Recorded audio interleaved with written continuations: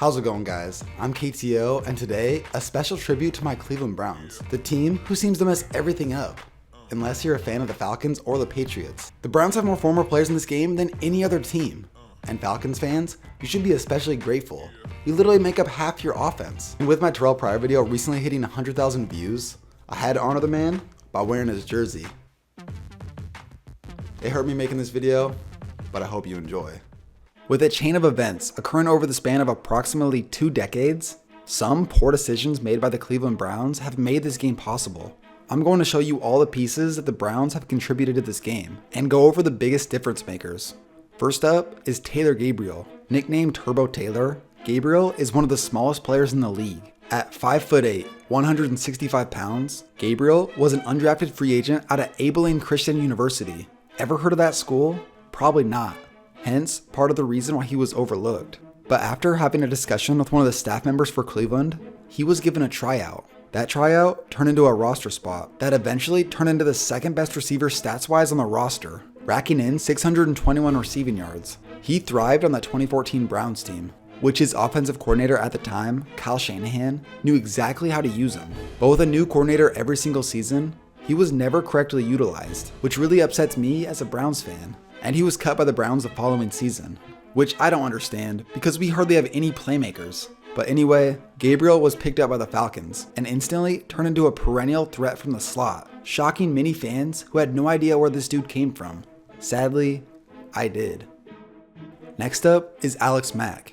Mack was a first-round pick in 2009, drafted by the Cleveland Browns, and right away, he became a vital part of one of the better O-lines in the league. He played solid for years, earning 3 Pro Bowl selections. In 2014, Mack and company helped Cleveland to a great start to the season, rattling off a 7-4 record, which was first in the AFC North. For the first half of the season, the Browns had one of the best rush offenses in the league. That's due in large part to the success of their O-line. But Mack broke his leg and was placed on IR. Then the Browns' rush offense completely fell apart, and they lost their final 5 games. A season later, with frustrations with the organization and having to deal with a new coaching staff every year, he voided his contract, becoming one of the hottest commodities on the market for GMs. Then just a week after voiding his contract, the Falcons named the right price, and they signed Mack, instantly improving their team, especially their rush offense. Now remember how I talked about Taylor Gabriel being cut by the Browns? The man who brought him into Atlanta was his former offensive coordinator in Cleveland, Kyle Shanahan. I'm sure he was pumped to see Gabriel being released. He knew exactly what he was capable of, and made him a threat in his offense. He's just a really good receiver. We got Taylor in a tryout camp in Cleveland, and I don't remember exactly, but I want to say he was our second leading receiver. I don't know if that's exactly right, but he helped us a lot. Kyle Shanahan has proved to be one of the brilliant young minds in football. I'm just trying to understand how he ever decided to go to Cleveland. I also believe Alex Mack may have been drawn to Atlanta because of Shanahan. Shanahan transformed a bunch of misfits in Cleveland. Guys like Brian Hoyer, undrafted rookies Isaiah Crowell, and Taylor Gabriel. Their best offensive player, Josh Gordon, was suspended most of the year, and he led them to their best record in almost a decade. That's just incredible to me. But after the cries of fans begged for Johnny Manziel, the front office forced it upon Shanahan to use Manziel, and he became incredibly frustrated. He was so upset, he walked into Mike Pettine's office, the head coach at the time, and gave him a 32-point presentation on why he should let him out of his contract. And the presentation was so convincing, Pettine let Shanahan walk. No questions asked. That's crazy. And of course, Atlanta picked him up. And going from Brian Hoyer and suspended Josh Gordon to Matt Ryan and Julio Jones, I think it's safe to say that Shanahan is in a better situation. Now here is the cherry on top. Julio Jones. Now Julio never played in a Cleveland uniform, but he was destined to become a Brown during the 2011 NFL Draft. Cleveland had the 6th overall pick, and with a need at wide receiver, they were set up to draft Julio Jones. The pieces fell into place for them to get him at number 6. That's when the phone rang, and with the high price of a draft day trade, the Falcons offered the Browns a blockbuster deal, 5 total picks, including their first rounder the next season. The Browns traded the 6th pick to the Atlanta Falcons. And the Falcons moved all the way up from 27 to 6 and drafted Julio Jones. With the Browns having 5 total picks from this draft, you would think they would have came out of this deal with something decent. Literally, the best player they got was Trent Richardson, the man who was out of the league for being trash. Literally, out of those 5 picks, none of them are even on the roster. Now the Patriots have plenty of contributions from the Browns as well. The 3 players on the roster from Cleveland are Barkevious Mingo, Jabal Sheard, and Dion Lewis. Obviously the notable player here is Lewis. Lewis was only a shortstop in Cleveland. After being traded to the Browns, Lewis sustained a fractured fibula and missed the entire 2013 season. After not getting what the Browns were looking for, he was eventually cut in 2014. Lewis went on to go to Indianapolis where he was cut as well. That's when the Patriots picked Lewis up and worked their magic. Lewis became a dynamic monster out of the backfield. He's incredibly versatile, including having a kick return touchdown in their divisional game this playoffs. The man was cut twice, and now he's a big-time game changer. Talk about never giving up.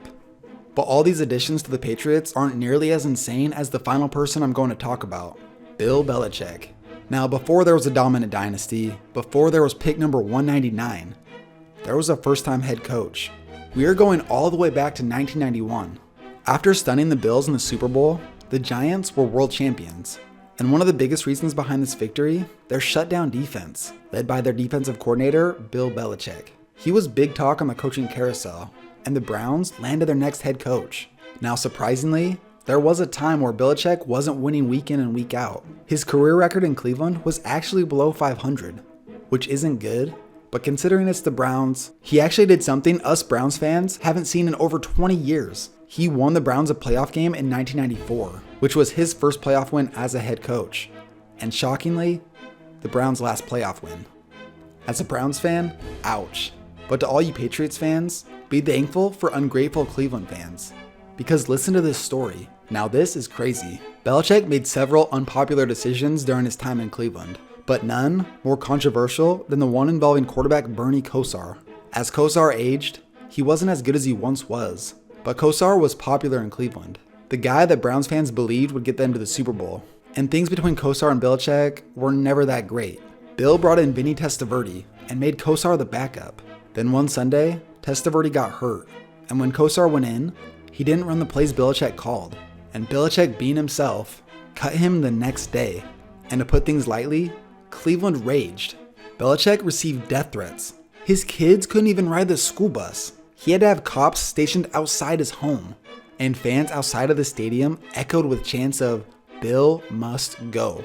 Now, things between the Browns owner Art Modell and Bill Belichick were never that great. And Belichick later told the press that this situation was, quote, the most off-the-charts negative situation maybe in football history.